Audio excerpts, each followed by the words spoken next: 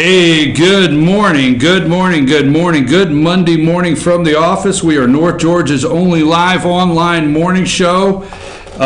Did you have a good weekend? I had a good weekend, a long weekend. We have a lot going on this morning. Let me give you our lineup. First of all,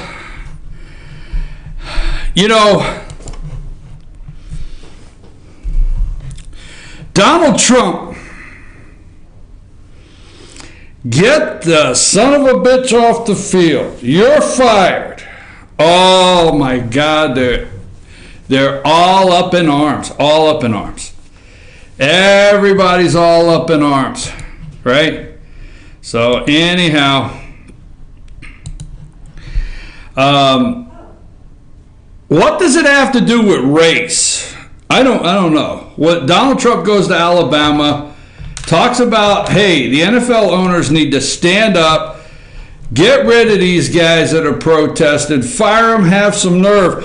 See, owners have the right to say, hey, this is what happens on my field. So we'll get into that a little later. We have, let me tell you what we're doing this morning so you'll know when to stick around. We hope you stick around for all 2 hours today. But we're going to give you the rundown from 8 to 8:30. We're going to talk about some national things going on with the President of the United States, health care, Luther Strange. Remember the New Jersey Generals? We'll talk about a little bit of everything on that front. Then at 8:30, this is Monday. Every Monday, folks, all right? Some of you do not want to talk about high school football. But on Mondays at 8:30 from here on out, rest of the high school football season in North Georgia, we will be doing a 30-minute show called Monday Morning QB, Monday Morning Quarterback. We will have several guests throughout the next weeks. Coaches will be on the show. We'll have several different sports writers, but this morning we're going to kick it off with the director of TeamFYNSports, Jason Banks. Will be with us at 8:30. Richie Stone in the studio. He goes to the Friday night games. He is getting tuned in. He's getting locked into these North Georgia football games. And myself, BKP. We're going to be talking Union Panthers. We're going to be talking Union Panthers, one of the biggest rivalry games in especially Georgia this coming Friday night coming up. We're going to be talking about the Pickens Dragons, Gilmer Bobcats, Fannin Rebels. We're going to tilt it over a little into Dawson and some of the other games that went on. How about Ridgeland against Northwest Whitfield? Woo, I don't know. That was a statement. So that's at 8:30, Monday morning quarterback, every Monday morning, 8:30. Then at 9 o'clock, so you can call your friends. Now, I'm going to make some comments right now, brief comments. But at 9 o'clock, you can call your friends and tell them that we're dedicating a full hour from 9 to 10 to none other than the city of Blue Ridge. Okay? We have a possible $1 million lawsuit. The city of Blue Ridge was served with a letter, so was Mayor Donna Whitener, and Councilwoman Rhonda Thomas served with a letter saying that there's a possibility. I call it the demand letter, or the you pay or we go to court letter, saying that, the Blue Ridge City Police Department felt intimidated by these two women. Johnny, come on, Johnny. So we're going to go into detail on what happened there. Second, what is going on? Who the hell lives in Blue Ridge? I mean, there's a hearing this morning for one of the candidates' residency, and then if I get another phone call telling me Angelina Powell lives at Lake Blue Ridge, and another gentleman doesn't live right there in Blue Ridge. I mean, I just keep getting these calls like, we can prove they don't live. Oh my God, it's on and on. Then remember the Middle Finger Bandit? You remember Patrick Crain that was arrested So because he allegedly gave Steve Setzer, owner of the drive-in, the middle finger, and that's when they arrested him. Well, that's when the mayor went down to City Hall. The mayor went down to City Hall or the police station to talk about that arrest. So we have an exclusive interview with Patrick Crain. Remember the 40-some thousand, maybe $40,000 that was spent on an investigation? Was that all collusion between Councilwoman Art, Steve Setzer, owner of the Swain Drive In, Police Chief Johnny Scearce, and Mark Tomlinson, former publisher of the Fan and Focus? Was that a collusion together to try to get the mayor removed? You don't want to miss my interview with Patrick Crain and the concerned citizens of Blue Ridge. Oh my God, we just call it Fan and Cartel Hour. Holy smoke, we should do this show. Remember the Fan and Cartel Hour? Yeah, show. All right, that'll be from 9 to 10. So you tell your friends, we're going to do that, go play the interview. I've got some paperwork here on his warrant, on the arrest. Disorderly conduct. Oh my God. And he's going to tell you exactly what in his words, his side of the story right there. So that's coming up. Now, why won't anybody play the entire clip of what President Donald Trump said? Now, first of all, with the NFL, okay? The NFL, let's get to this point. I left the NFL, and here's what the media does not understand. They do not understand this, but then again, I don't expect them to, and I'm serious. But I left the NFL before Trump went to Alabama. Now, a lot of people don't understand. Trump just resonated what many of us think, all right? You go ahead and kneel. You multimillionaires, you go ahead and kneel. Kneel down, okay? You're playing in billion-dollar stadiums. Billion-dollar. Not 100 million, not 700 million. We're getting up to $1 billion. What is the Mercedes Dome, right? What is that thing in Atlanta? Is it 1.5? All right? Billion? I mean, you're playing in 800 million to 1 point something billion dollar stadiums. You're playing in stadiums where taxpayers have come up with the money to put ramps, highway ramps, exits. I mean, they have reorganized and redirected all kinds of traffic around your billion-dollar stadiums so people can get there. We're talking about stadiums in inner cities that got concessions, okay? You receive concessions for the taxpayers, all right? I love how a politician will come up and say, well, we did not use any taxpayer money. Okay, yes, you did. You gave them certain concessions in taxes. Look at Atlanta alone. Let's go to the Falcons. Arthur Blank. All right, let me say this. No, I better not. Might be a Falcon fan. I don't want to be plural out there. That might get upset. Well, let me tell you, the owner of the Falcons, okay? You come out and you make a statement. All right, fine. Mercedes-Benz, let me tell you, folks, the Super Bowl requires for you to get, the NFL requires for you to get the Super Bowl, that your Super Bowl tickets have to be sales tax exempt. So you go this morning in Georgia and you find out how much that cost on an average $7,500 ticket for the Super Bowl. The tax exempt money that you lost in your city so these son of a bitches could go on the sideline and kneel during the national anthem? Really?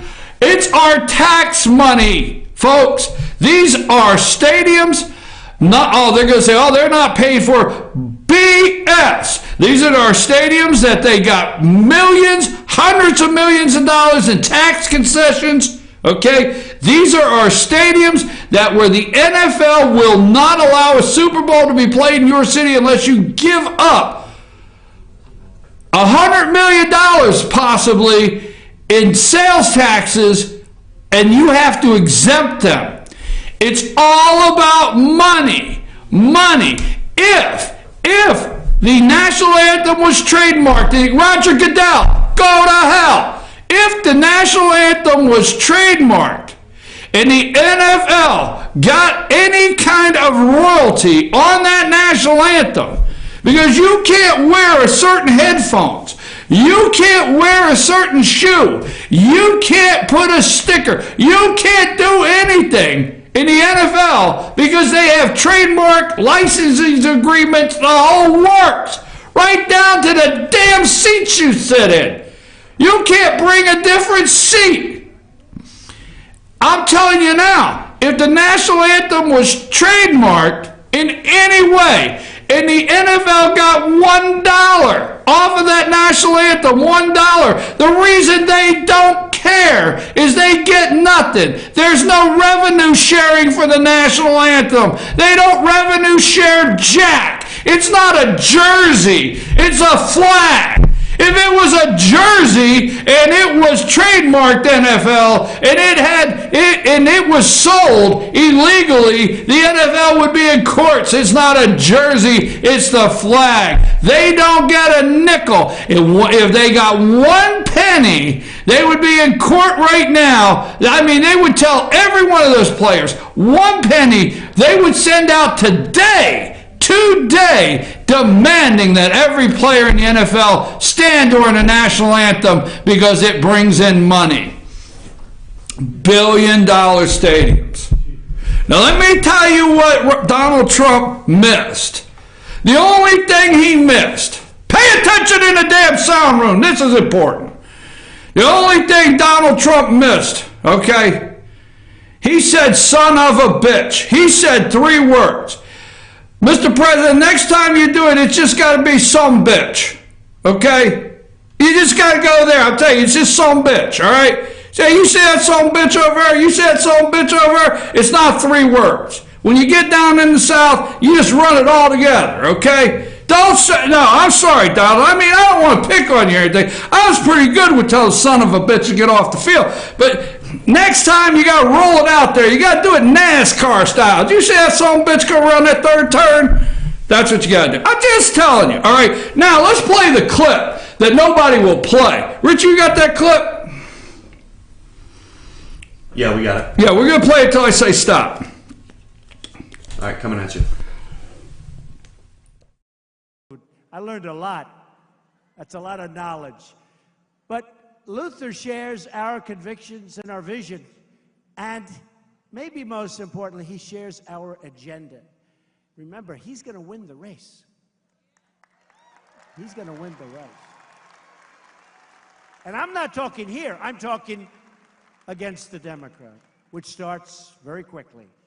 But it's why we need each and every one of you to get a friend, go out, get a family member, get the whole family, and bring them out to vote for Big Luther Strange.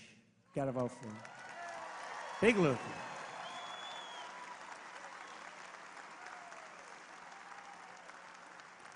Luther and I, and everyone in this arena tonight, are unified by the same great American values. We're proud of our country.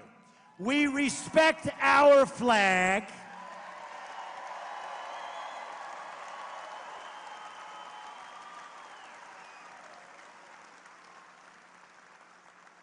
Wouldn't you love to see one of these NFL owners, when somebody disrespects our flag, to say, get that son of a bitch off the field right now, out, he's fired.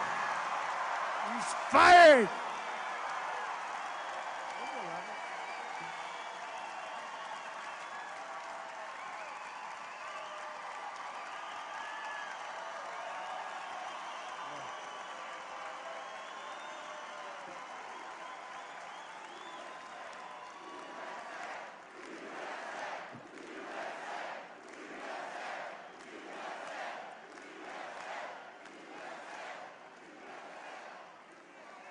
You know, some owner's going to do that.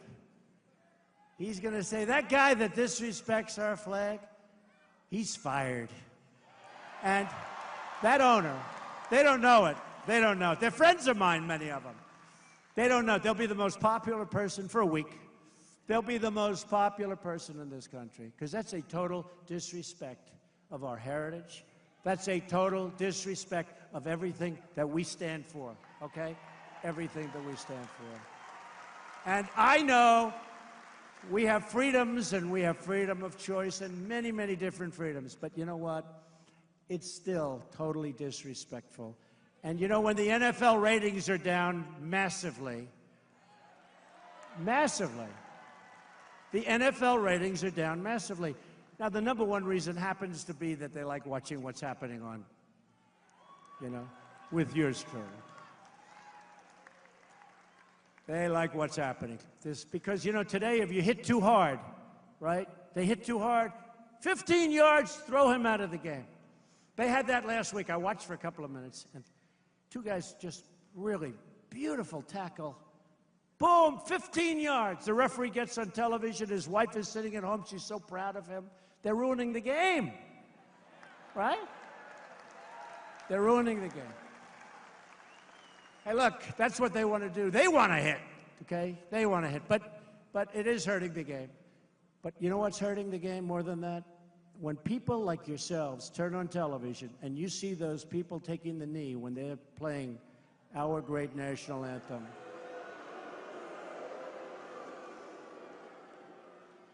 The only thing you could do better is if you see it, even if it's one player, leave the stadium. I guarantee things will stop. Things will stop. Just pick up and leave. Pick up and leave. Not the same game anymore anyway. Now, one of the things we've done, and when I say we, it's us. When I say we. All right. They won't play the whole entire clip. Now, you got to understand, the NFL lost me 2 years ago. I mean, I've told you this story before. I had the NFL Sunday ticket. I had the NFL Sunday ticket for about 10 years. I had it for 10 years. I had the NFL Sunday ticket. I paid for it every year. I paid for it so Lisa could watch the Saints anytime they were on, and she could watch Drew Brees and put her Drew Brees jersey on. I paid for it so I could watch the Steelers. God knows I ain't watching no damn Steelers anymore. Okay? I paid for it so I could watch the Steelers every Sunday. Okay? Period. I like to watch Steelers, Giants games, you know, all back in the day. No, they lost. See, what the NFL is upset about is they know internally they have a major problem. They have billion-dollar stadiums. They have a fan base that's dwindling. They have a fan base that's tired of these ticky-tack calls. Remember that? Ticky-tack calls? They were not allowed, right? What's his name used to do? It was the hit that they used to do on ESPN. Brown used to do, the hit of the week. I forget. They had to take that off ESPN because the name of that, All Jacked Up. Remember when they did and you couldn't wait to watch All Jacked Up, right? You couldn't wait on ESPN, All Jacked Up. I mean, we could not wait to 10 we watched these guys. Hey, that's what they do, okay? They had to take that off. All right, you got a guy downfield. Now, I understand the the Steelers really made a mark on what's called the defenseless receiver downfield, okay? That goes back to Steeler days. But it doesn't matter. You hit a guy, hit him a little too hard, flag goes in the air. The NFL is struggling for the last several years now. Kaepernick, that's pre-Donald Trump, okay? That's pre-Donald Trump. And these guys protesting, or what they call a protest, is pre-Donald Trump. The only thing President Donald Trump did the other night is highlight what most of us are thinking. We're tired of the NFL. We're watching college football. We're watching high school football. We're not interested anymore. I mean, we're really not. That's the bottom line on that. I'm just going to tell you right now, take a knee, leave the stadium. He said leave the stadium. You know why? Because the money, folks, we are in the Colosseum stage of the Roman Empire. We are absolutely nuts about these Colosseums we have built. And the NFL, let me run a couple things before I run out. Richie, let's pull up some pictures. Remember this guy, Chad Ochocinco. All right, pull that one up. Big Chad Ochocinco. You remember Chad? There's Chad Ochocinco. You remember his gold shoes he got fined for? Pull up his gold shoes. Remember that? Chad was wearing them gold shoes he got fined, right? Pull up Chad's jacket. All right? You remember Chad came off the field and put that jacket on? You remember the time when Chad Ochocinco walked up to an official and got fined for handing him $1? Like, hey, man, can I get a call from you? He got fined for that. Remember all those things? You can't wear the wrong color shoe. You cannot do anything. All right? Okay, now, pull up the teams, a picture of this was on MSNBC, the teams that came out with statements opposing the president, okay? And they're shocked that Kraft came out, but you got the Patriots, the Colts, the Packers. I wonder if the Packers owners, do you know the Packers are a publicly traded team? They are not a single owner. The people own the Packers. Greta Van Sustren's one of the owners. They own stock. The Colts, all right? The Falcons, the Titans, the Eagles, the Dolphins, the Seahawks, the Giants, the Chargers just won. These are some of the teams that are speaking out. Now, we're talking LeBron James and Steph Curry. Is that his name, Stephon Curry? Is his name Stephon or Steph Curry? Stephen Curry. These guys speaking out against the president. Hey, look, we're tired of it. Now, and Stephen Curry actually is an interesting case because his dad was an NBA player. He grew up in Charlotte going to private schools his whole life. Yeah. I mean, they're millionaires and nobody knows their cause. And when their arrogancy, I'll tell you what, when their arrogancy, you have to watch the show. Now, Chuck Todd came out and they immediately opened up with Trump attacks. So all the morning shows, Trump attacks the NFL. You kept hearing attacks the NFL, okay? NFL owners have the right to, Trump said, okay? Sports is a unifier. Are you not hearing that over and over? Sports is this great unifier. Well, why didn't it unify us over the 8 years Barack Obama was president of the United States? Why didn't it unify us there? Attacking African Americans. You heard the clip. Where exactly was the attack of the African American? Whether he was referring to a female dog, whether he was referring, you really think he thought all that out? This New Yorker that's, used to say, hey, if some bitch don't want to sweep the floor, get his ass out of here. I'm telling you, I just know that, all right? The guy's a destroyer. Oh, what do you mean? Some of a bitch said he didn't want to do that? Get his ass off the job. I'm sorry. Oh, don't act so damn offended. You know what? This is the America that we're growing up in. You can't even go in a damn grocery store without hearing two people down the aisle. And like the F word is like every 6 words in America. I mean, it just became a part of the, there's no longer the, George Carlin, there's no longer the words, the word, what was the title of that? The bad words you can't say. There's nothing, okay? It's no more. And all of a sudden, everybody thinks, oh my God, look, little kids in school. You know what? This lady told me that she was older before she realized Jimmy Carter's name because of her dad. She heard her dad so many times that she was older before she realized that Jimmy Carter's name wasn't son of a bitch. Okay? I'm serious. So, I mean, you act all like, oh my God, the president, he's a divider. He's not a unifier. Oh my God, how can we go on? Holy smokes. All right, attacking African Americans. How the hell did that happen? I don't know. Maybe they're breaking it down, dicing it, and slicing it. Okay, bitch is a female dog, and son of, and oh my God, and it's mostly African American players. Oh my God. Oh, in the wake of Charlottesville. Did you hear this one? In the wake? Oh my God, just right off the wake of Charlottesville. And the country is trying to heal. What the hell? Who out there? Can you tell me if you are healing? Are you over Charlottesville? I was over it already. I was done. Over it. You over Charlottesville? Yeah, I'm over it. It's done. It's over. Okay? On the heels of Charlottesville. Oh. Folks, let me just make a couple comments before we get into our 8:30. On 8:30, we're going to do Monday morning quarterback at 9 o'clock, and we got a full hour of Blue Ridge. Yes, oh yeah. All right. Now, so here's what they did. MSNBC, the takedown. Okay. Let's see this. It says MSNBC Trump versus players. You got that one?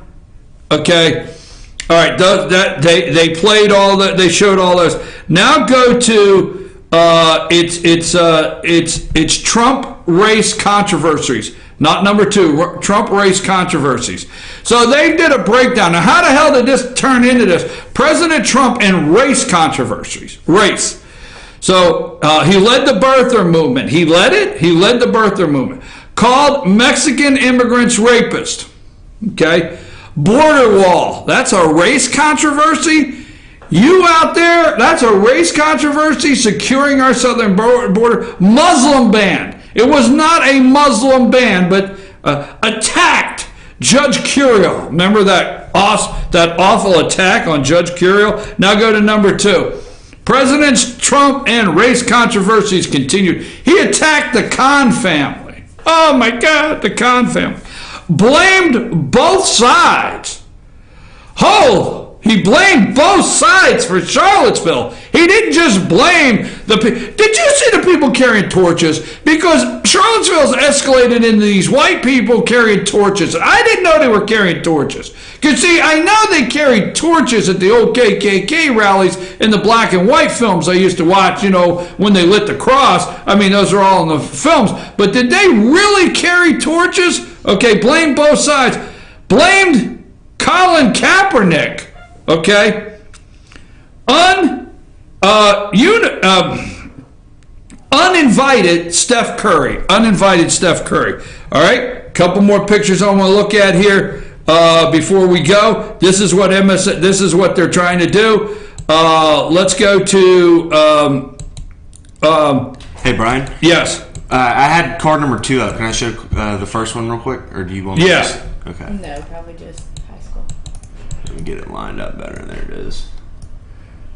Just so the folks can see it. All right, now Obamacare this week. Let me go to Obamacare real quick. Obamacare, this is the list. Put that up. It says I got it named Planned Parenthood, MSNBC. This is all the highly respected. You take a look at these and you see what's wrong with these people that are opposing the Obamacare possible repeal. Planned Parenthood, AARP, look here, look at all the names they put up in opposition. Put up September 30th. September 30th, okay? That is the last day that you can officially, by Senate rules, do anything under reconciliation. Why the hell do we have these rules? Reconciliation means 51 votes. Do they have the votes this week? Last but not least, because I got to go to break, I'm running behind. Last but not least, I'm telling you now, the Luther Strange. Okay, let's go there. Donald Trump supposedly went down and campaigned for Luther Strange, okay, for Alabama Senate. He went to Alabama. This is where all the controversy. So he went to Alabama Senate, Luther Strange. So the point is no matter, let me say this, no matter what happens in Alabama, whether Roy Moore gets elected or Luther Strange gets elected, Donald Trump wins. Steve Bannon's going down there. Don't forget it. Don't try to figure this one out. All right. Donald Trump wins no matter what happens. Okay. But keep this in mind. Bentley's notes show taking behind Luther Strange's appointment. Thinking behind. Bentley was impeached and removed from office, the former governor of Alabama. He appointed to replace Jeff Sessions Luther Strange, the former Attorney General of Alabama. Okay, his hope was in the notes, and I read this article, and this article came out September 19th. Okay, but the notes show his plan. Bentley's plan was to take Luther Strange, because Luther Strange had already started the investigation on him. Okay, Luther Strange opened the investigation on the governor. His hope was to take Bentley's hope was to take Luther Strange out, make him a senator, okay, and then appoint an attorney general that would end the investigation. Okay, so there you go. I'm your host, BKP. I've got to go. When we come back, we're going to talk high school football. It'll be time for Monday Morning Quarterback when we get back. And then at 9 o'clock, do not miss a full hour. We'll just call it the Fan and Cartel Hour. You don't want to miss. I got some stuff you're going to, oh my God. Stay tuned right after this. High school football in North Georgia. Can't get any better this time of year in fall. Richie, take us to break.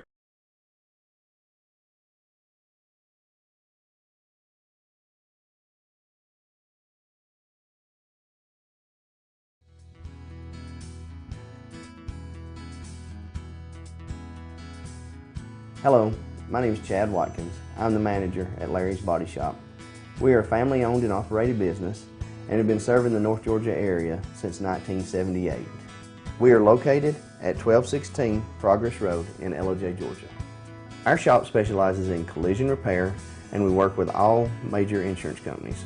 Larry's Body Shop is ICAR Gold, the highest role of training recognized by the collision repair industry. It is estimated that only 10% of collision shops meet these standards. Our shop consists of state-of-the-art equipment such as laser measurement system, down-drive spray booth, spot and MIG welding equipment. All of our paints are mixed on-site so that we can guarantee your paint to match every time. I know that having an accident can be a stressful event. We take pride in making sure our customers are satisfied with the repair of their vehicles. Our waiting area is clean and comfortable with free Wi-Fi and refreshing beverages. So if you're in an accident, stop by and see us at Larry's Body Shop. North Georgia Diamond is your source for diamonds. Come on in to view the area's largest selection of fine jewelry at North Georgia Diamond. All repairs and designs are done on site by our jewelers. And North Georgia Diamond has the lowest prices on loose diamonds. You can also sell your gold, silver, and coins at North Georgia Diamond between Walmart and Lowe's in East LJ. Locally owned by Bill and Allison Craig, North Georgia Diamond is your source for diamonds in North Georgia.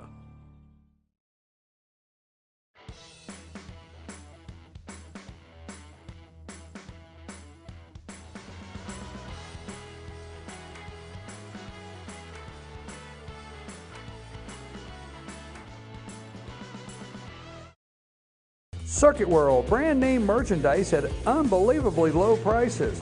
Furniture, appliances, and electronics. Circuit World is locally owned and operated, serving the tri-state area. Circuit World has highly trained professionals to help. Visit your hometown Circuit World today. 3 locations in Georgia: LJ, Blue Ridge, and Blairsville, Franklin, and Murphy, North Carolina. No credit checks, so let Circuit World deliver to you today.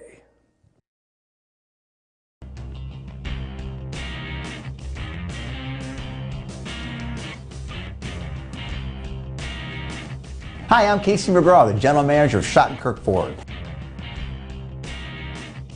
We're going to start doing something here at Schottenkirk that we're really excited about. You may have already noticed our Facebook page, the new edition of the 360-degree videos.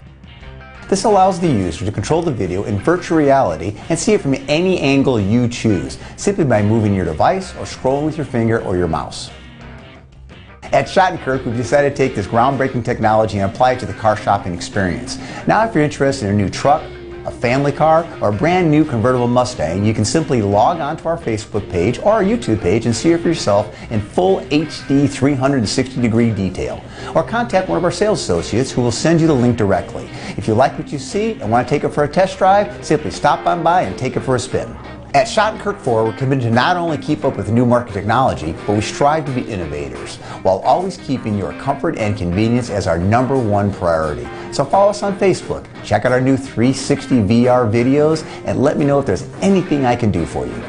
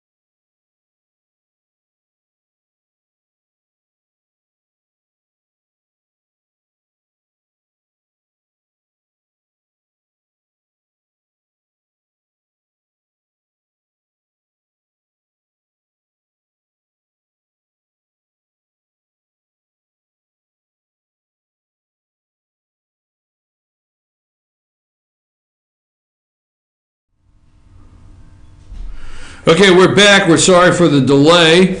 There. We're trying to work on some audio difficulty, technical issues. Let me check here. I should have on the phone the director of TeamFYNSports, Jason Banks. Jason, are you with us?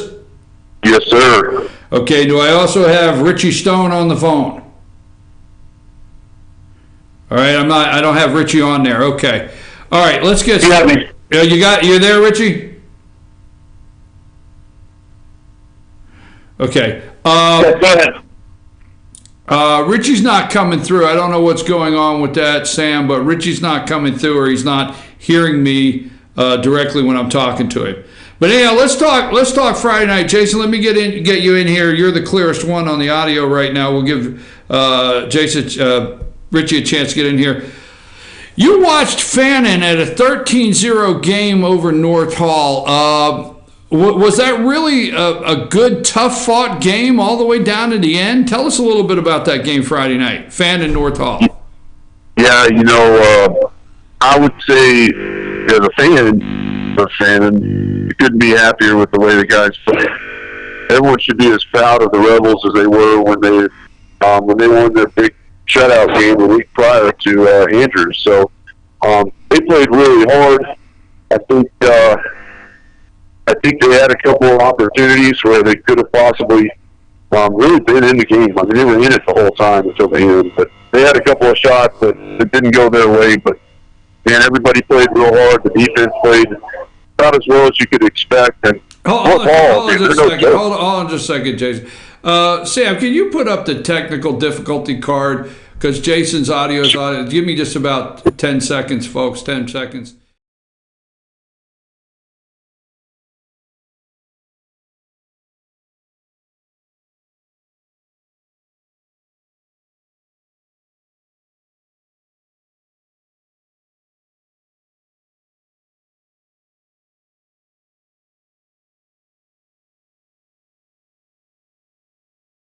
Jason.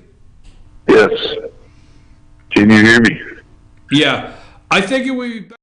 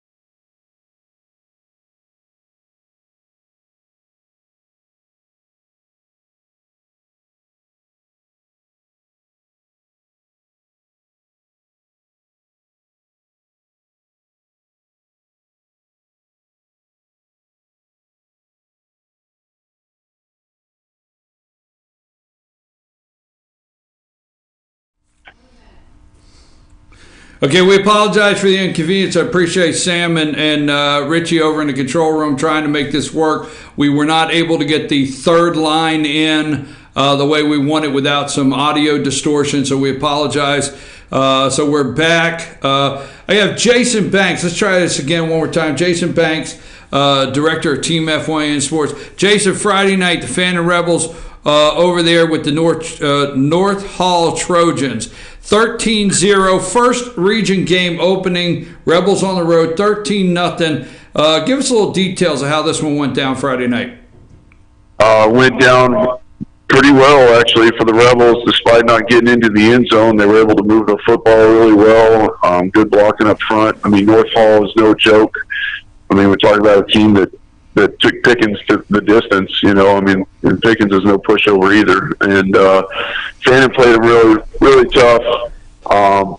This is probably the best game tackling, in my opinion. They were wrapping people up and running through tackles. I mean, they just weren't able to get the points that they needed to show it on the scoreboard and actually to handle it.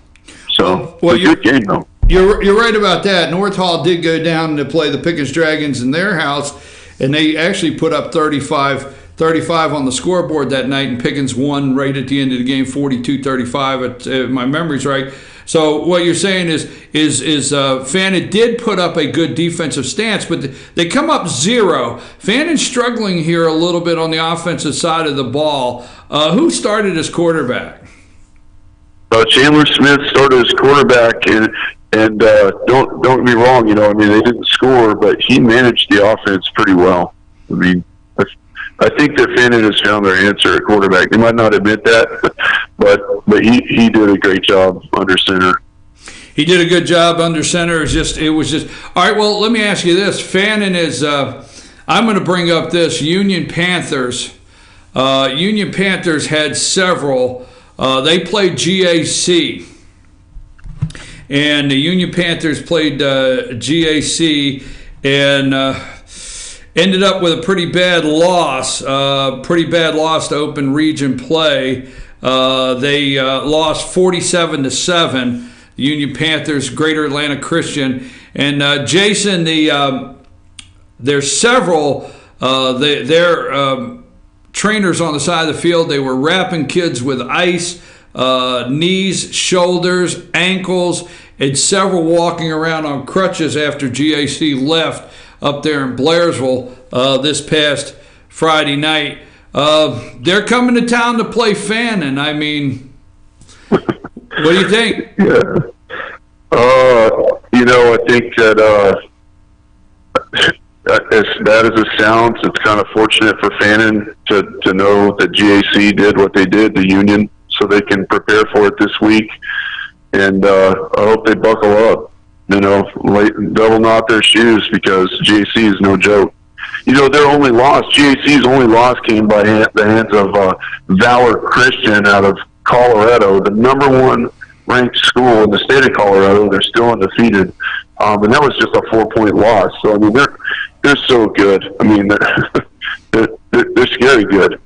Well, I understand they're in 3A. They're bouncing back and forth between Locust Grove and GAC are the two teams bouncing back and forth in number 1, number 2 in the state between them and Locust Grove.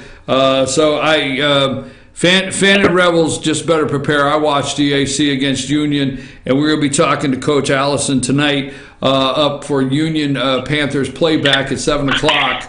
7 o'clock tonight. I'll talk to Coach Allison about that. But yes, they're coming to town. Let me ask you a question. Dawson has not played Dawson County has not played a region game yet, because there's 7 teams in that region. So they were Friday night. They played White County, and they were beat. They got beat 45-42. So they went head-to-head with White County. I think White County's a 4A team, right? Yes, they're 4A, and they went to head-to-head the Dawson Tigers 45-42. So that must have been a real fight. They're playing North Hall. So do you think Dawson can? They have a home game. They open the region against North Hall. So you think the Dawson Tigers can handle the North Hall Trojans Friday night? Yeah, I think North Hall's going to lose pretty bad in that one. I mean, North Hall's, like I said, a good football team, but I honestly feel like Fannin defense exploited some things in the North Hall offense attack in that game. So when Dawson sees the film, and White is good. They're really good this year. So for Dawson to only lose by 3, and they played good football all year too. So I mean, if I was picking it, I'd say without a doubt my money's on Dawson. They're going to win. Well, Dawson plays North Hall, and right now what you're saying is the region play is where the teams start actually running some plays that they've been hiding. In non-conference for 4 games, Jason, you and I both know that a lot of the teams hide some of their players, hide some of their plays, things like that, so it's not in the film to be reviewed when they open up that first region game. But when you open that region game, you expose about everything on the team for people to start digging into. Is that correct? Yeah, especially in a close game, and that's what the Fannin North Hall game was. Close. So. Well, Union's gone over to take on East Hall. And they're going over to take on Union Panthers. Let me switch gears just quickly to say that the Union Panthers are going over to take on East Hall. Do you know anything about East Hall? I really don't. I really don't either. I mean, they're kind of they're the sneaky team of the region right now. I'm not really sure what to expect out of them. In 3A in this region, right now, I know it just opened, and a lot of people don't like when you call it this early. But are you looking at like a GAC 1 and Dawson 2? I think so. I think Lumpkin will be up there too. I'd like to see Fannin pull something off here, but not to be a homer, but yeah, I'd say GAC, Dawson, yeah, and then maybe Lumpkin, then North Hall. Union has a good football team. They have a good football team. They have a lot of film to look at this week, and I don't know if you say it like this, but you know what? GAC's out of the way. I don't even know if you talk like that, but GAC's out of the way. I don't know if that makes sense or not. If they didn't have any season-ending injuries, there are several injuries. Cole Wright, their quarterback, he had to call timeout. I'm standing on the sideline. He's pointing down at his foot at coach, and he's calling timeout. I mean, this kid can win ball games by himself, and he couldn't even like 2 minutes into the second quarter. No way, he couldn't even crank up 3-4 yards around the outside. Nothing. I mean, they were collapsing this kid immediately, and they were putting 4 or 5 helmets on this kid. And he comes out limping. A source tells me possible. We'll find out tonight. Possible broken foot. Possible, but he was out on crutches. Was out the rest of the game. So if Union didn't suffer, injuries, season-ending injuries, they're still a good football team. Let me move on to 4A. The biggest rivalry game in Georgia is one of the many, especially in North Georgia, is the Gilmer Bobcats Pickens Dragon game. That is this Friday night. This Friday night is Bobcats Pickens. This is only going to be a rivalry from the stands for 2 minutes into the game. How much trouble you think I'm in for just saying that, Jason? Who could say anything? I mean, come on, man. Gilmer's they're rebuilding like from the ground up. Ground up. That's exactly right, and that's what exactly right from the ground up. Pickens is rebuilding. Gilmer is rebuilding from the ground up. This is going to last 2 minutes, but you do know. Go ahead. I was just saying, Pickens is loaded. They're ready to play just about anybody. So, Pickens. Here's the thing that the Gilmer fans do not like, and they've got to get this program back on track. And I'm going to say like they got to stop the bleeding. And when I say this is, they've got 2 or 3 skill players, Gilmer, that went to Pickens. And the receiver, number 9, I forget his name, number 9 is from Gilmer. And C.J. Stryker, the kid's just a sophomore, and he's already getting looked at by these colleges and all around the state. His name comes up. So C.J. Stryker, and then here recently, Gilmer had an assistant offensive line coach, Garrett Sellers, that played at Navy, played a year at Navy, came home, wanted to help his alma mater. He played Gilmer football from the time he was a little kid, and I'm not going to go into the details why, but they wouldn't let him coach. So guess where he's at? He's on the sideline down at Pickens. Yeah.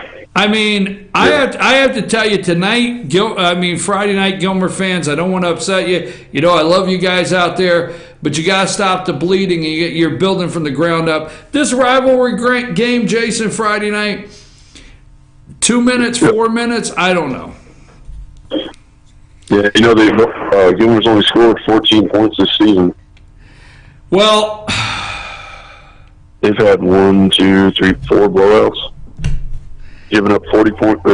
Looks like they're averaging close to 45 points given per game. Well, I would say this. Well, first of all, I want to say this, though, Jason. You said from the ground up, they have a class act coach. Casey Wingard is a solid man. Absolutely solid man, okay? Class act, solid guy, and they just got to give him the time. They got to give this guy the time. They got to give this guy 5 years to build this program, or it continues to dwindle. And we're talking about a program that used to be a powerhouse. I tell you a goal. I'm going to tell you that I'm not trying to upset any of the high school football fans out there, any of the moms and dads, or any of the coaches. But I think the goal that Gilmer has to have right now is to play a second half without a running clock. And I don't know how cold that just sounded. Was that bad, Jason? Sometimes the truth hurts. And all we can say is I wouldn't trade places with any of those guys. They're out there playing for them. You got to have a lot of heart. There's a lot to be said for knowing that you're struggling right now, and it's climbing a mountain. But like you said, give that coach 4 or 5 years. Casey's good, and they'll be back on top. Well, I absolutely love the guy, Casey Wingard. I love the team. They're good kids, and I'm not saying anything negative, but I think they've played every second half with a running clock, and we know what that means. So, or most of the second half. So, I'd like to see this rivalry game come up. But now I will say this. Let me give this before I move on. I got one more thing this morning, Jason. I will say this: when it is Pickens-Gilmer, no matter the situation Gilmer's at right now, those guys will come out a little extra charged up because they're playing Pickens. They will come out a little extra charged up.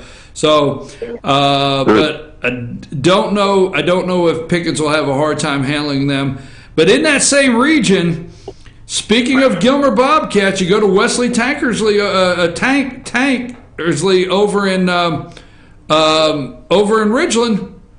And he put it on. They put it on Northwest Whitfield Friday night.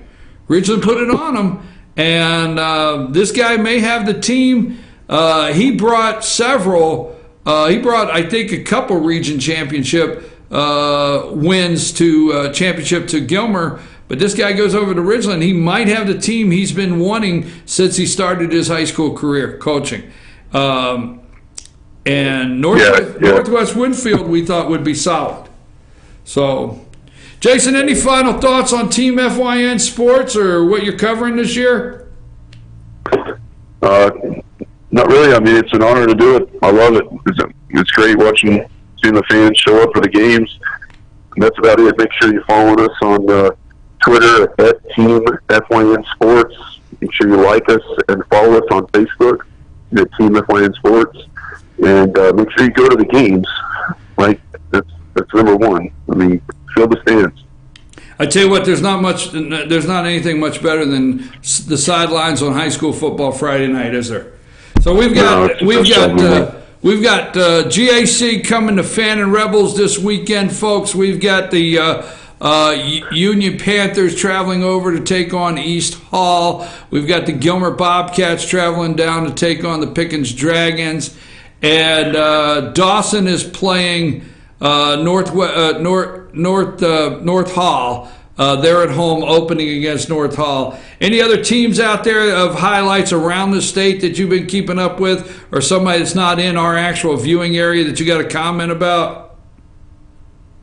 Not really. You just kind of touched on, you mentioned Ridgeland. I think they got Lafayette this weekend. I'm not sure, but I think you're right about Tankersley over there. He's got the team to beat in that region. So that's it. Jason, you have a nice day. I appreciate it. Folks, we've had Jason Banks. He's the head of Team FYN Sports on the line. This has been our first Monday Morning Quarterback. We will get our audio corrected to where we can get Richie and other people into the conversation next week. We'll make sure we have that straightened out. It wasn't a problem of me or you hearing Richie. We couldn't get Jason, the other people on the line, to be able to hear him. So we'll get that straightened out. Folks, we're going to take a brief break. When we come back, it's time for our Blue Ridge Hour, the Fannin Cartel Hour. Oh my God, this is going to be a knockout. Take us a break.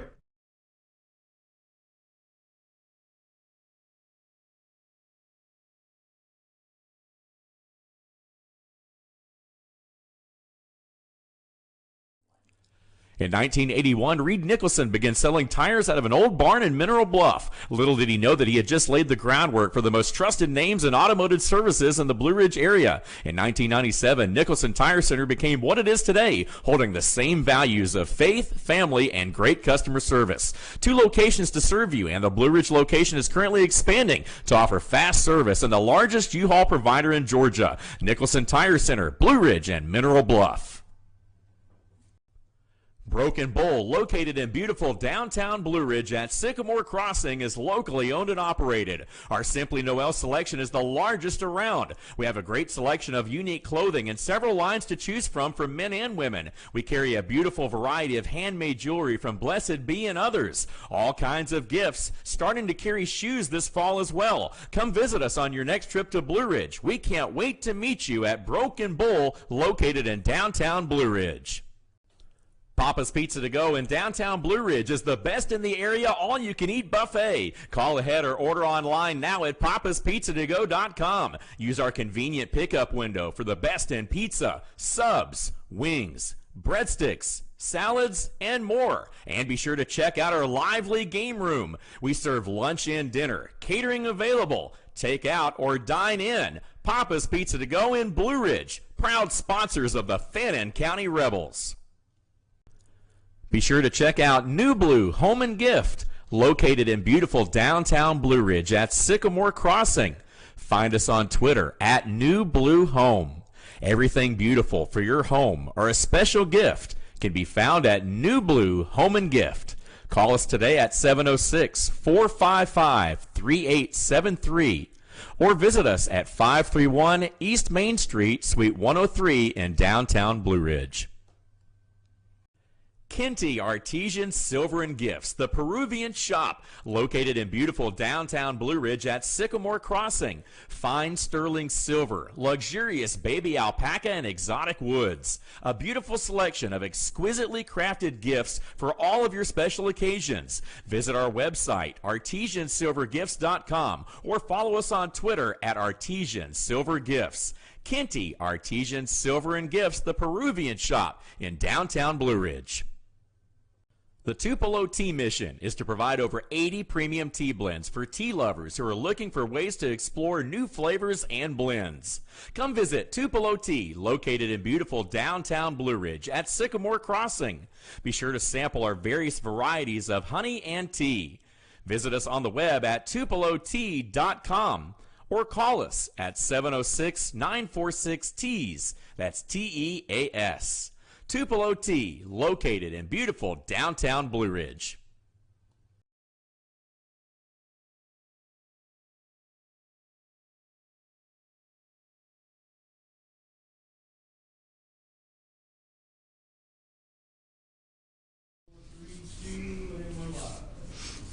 Okay, we're back, folks. I'm your host, BKP. Thank you for bearing with us with our first Monday morning quarterback. Trying to figure out some of the technical difficulties that we had this morning getting the audio straight. So we will do that and get that straightened out for next week's Monday morning quarterback every Monday morning at 8:30.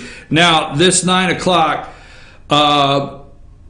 we're talking Blue Ridge. All right? Now, I can't go through all the details because we don't have the time. It's an hour show.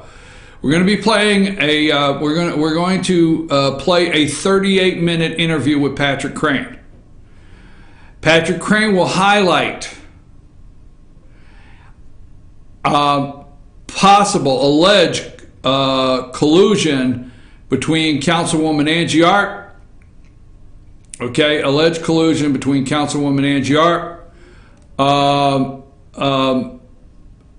Police Chief Johnny Scearce, former Fan and Focus publisher Mark Tomlinson, and Swain Drive In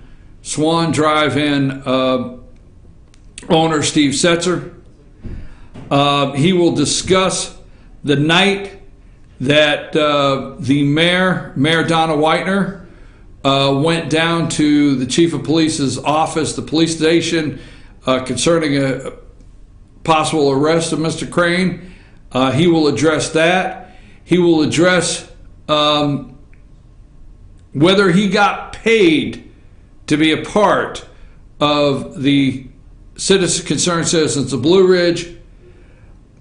The list goes on, okay? He will discuss some things concerning Chief of Police Johnny Scearce. This is 38 minutes you do not want to miss. I asked every possible question I could, all right? Now, some of this is fact.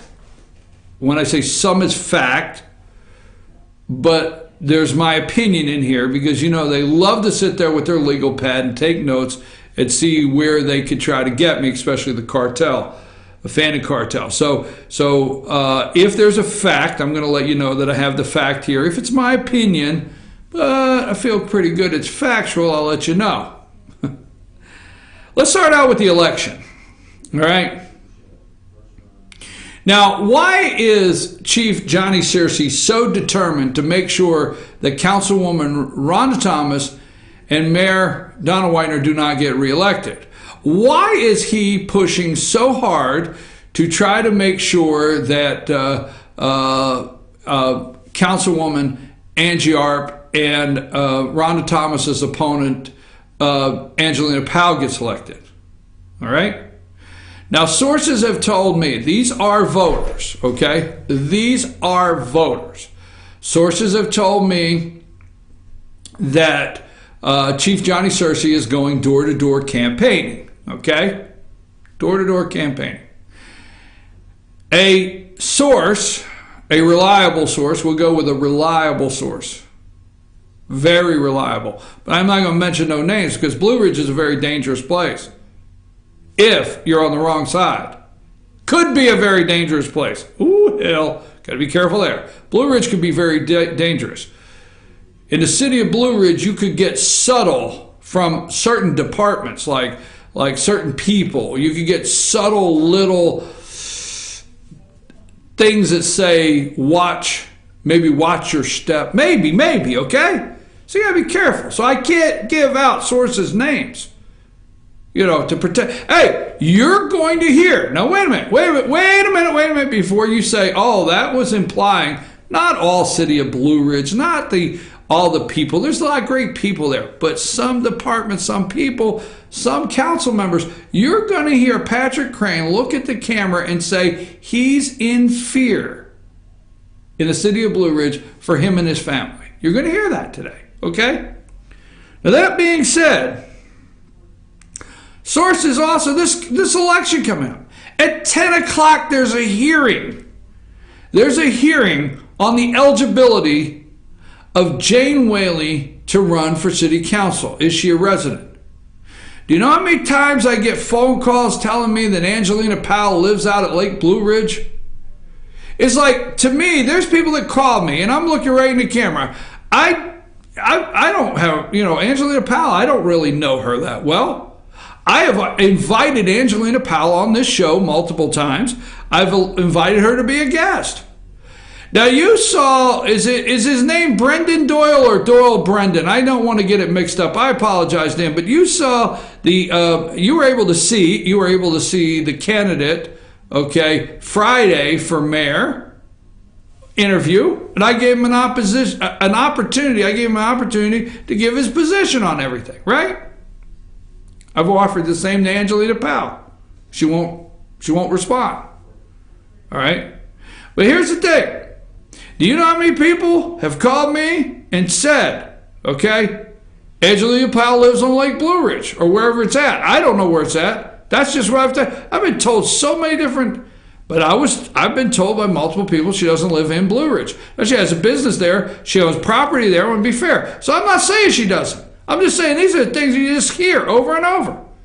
Okay? Second, a very reliable source said that Angelina Powell has gone into elderly voters' homes and offered to help them fill out their absentee ballot. Now, I don't know if that's wrong. Maybe they needed help. But I understood she went in. I don't know. I'm just saying, this is the point I'm making here The only point I make, and she can come and refute that. I don't know. It's a very, very reliable source that gave me that one. Elderly people's voters' homes asking to help fill out their absentee ballot. This thing is going, and we're not even in October yet. This thing is going to get rough, and we're not even in October. Okay? So that's coming up. Now,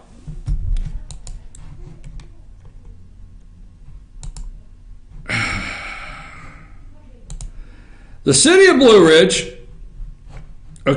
received, the city of Blue Ridge and Mayor Antolinum, I guess, notice. This is kindly, you pay or we got a problem. So we got Russell Stuckey. Remember Russell Stuckey? Russell Stuckey was Mark Tomlinson's attorney. Oh, I tell you what, he's the attorney of the cartel in Fannin County. I swear to God. It doesn't matter. Johnny Scearce, it doesn't matter who you are in Fannin County when it comes to a certain group. This is the attorney that seems to represent them at all times. Russell M. Stuckey, okay? So Russell sends over, remember Russell Stuckey, the attorney to Mark Tomlinson during the Rhonda Stubblefield case, the N-word case.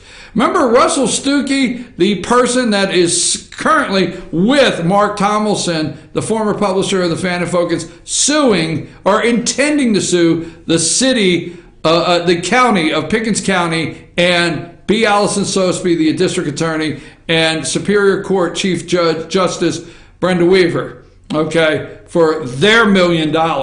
I mean, Stuckey's got his claim down there with Tomlinson, and for a loss of business. So maybe he's trying to get back something here where he lost so much business, and that one he claims.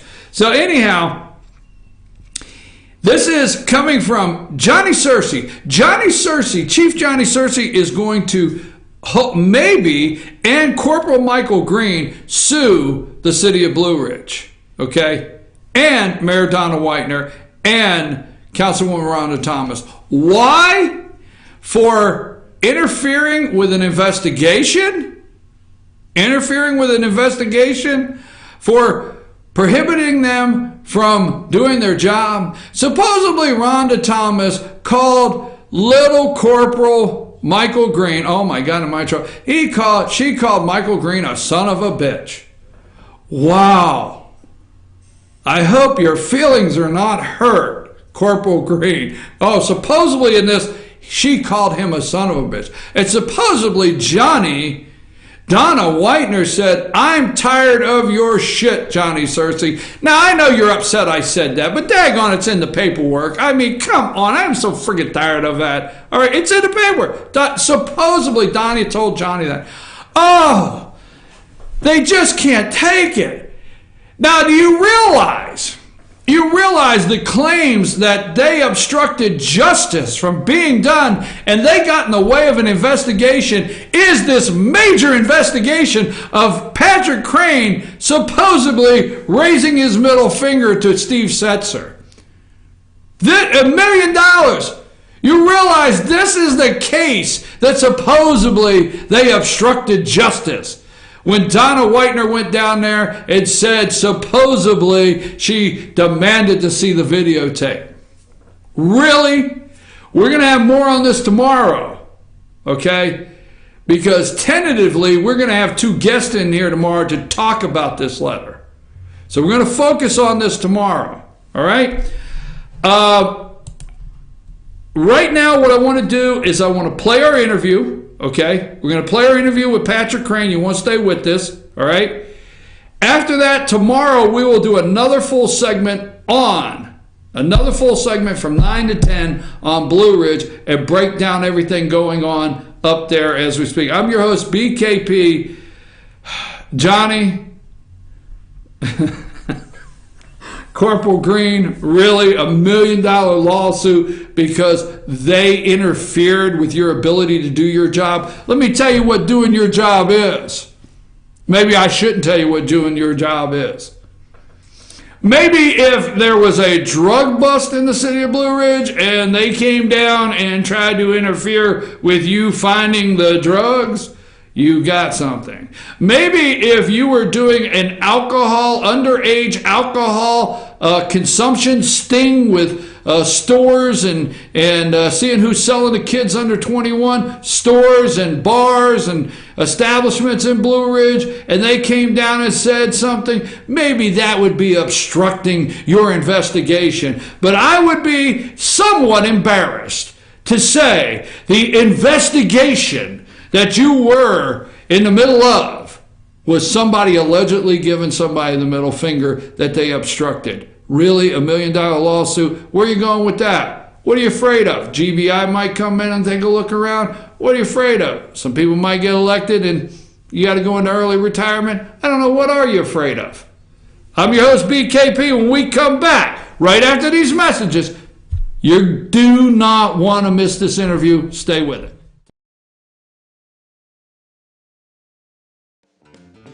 Ace is your helpful place for paint and home goods, tools, outdoor living, and lawn equipment.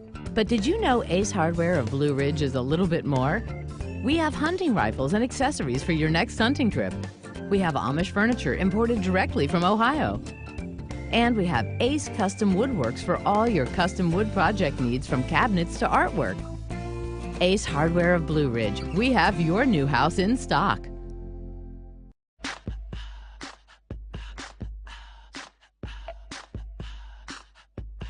What you gonna do with all that junk?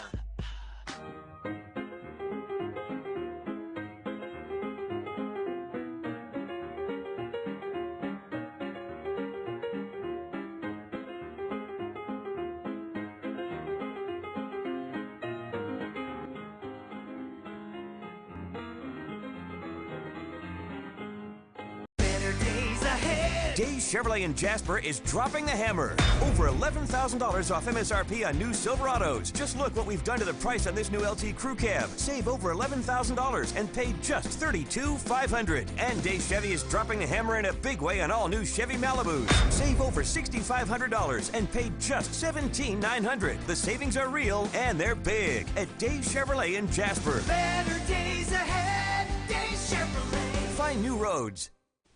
Hi, I'm Rhonda the Mattress Lady, and this is my husband Gary, owners of Mattress Overstocked in Ella next to Walmart. And we want to earn your business. From the time you walk in our door to the time we deliver your new mattress to your door, you will see the difference. Our selection and prices are the best in North Georgia, and customer service is our top priority. So y'all come on in and let us help you find the right mattress at the right price. That's Mattress Overstocked in Ella next to Walmart.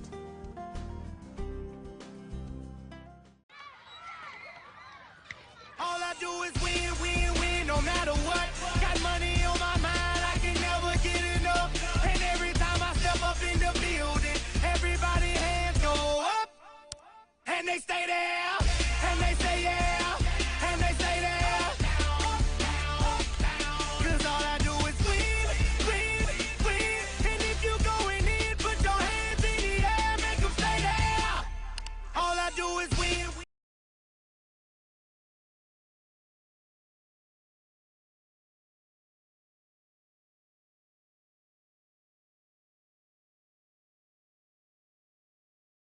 Hey, this is BKP, and you're watching Good Morning from the Office, North Georgia's only live online morning show. And at this time, I'm joined by Patrick Crain. Let me give you a little background. Mr. Crain has recently been arrested for disorderly conduct, and that was due to an altercation between him and the Swain Drive In there in Blue Ridge owner, Steve Setzer. But we're going to talk a little bit about today of what led up to that, Mr. Crain calling about noise ordinance, what happened in that situation, and we're going to just let the camera roll, and Mr. Crain and I are just going to have a discussion about what took place. Patrick, thank you very much. I appreciate you. Let's go back, not to the beginning, but before we get into some things, you live next to the drive-in, right? Yeah. And there's a noise ordinance in the city of Blue Ridge. Can you tell me what the noise ordinance is? That an audible voice over 50 feet away from the building structure or place is coming from. And so you live next to the drive-in, and they play. Is it 11 o'clock? Did you not tell me? Is the city ordinance 11 o'clock? 11 o'clock. So, so they play movies after midnight and so on? They go to 1:30, 1:45 during the summer. And you have called the police a couple times about that? The reason I've called is Steve, he took down the noise barrier fence, the security fence, did away with it, and it made it a lot louder. And then I know living there, there's going to be some noise. But when you can hear it in your bedroom at night and can't go to sleep, you know, yeah, there's a problem.